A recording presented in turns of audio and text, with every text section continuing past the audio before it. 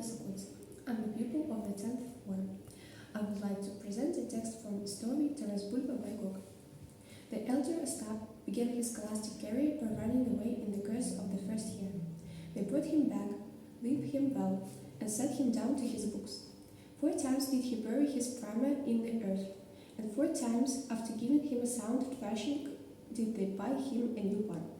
But he would no doubt have repeated this feat for the 5th time, had not his father given him a solemn assurance that he would keep him at monastic work for 20 years, and sworn he in advance that he should never behold the Zaporozhye all his life long, unless he learned all the sciences taught in the academy.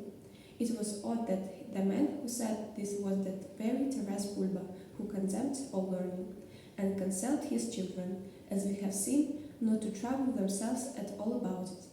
Ostap began to pore over his tiresome books with exemplary diligence, and quickly stood on a level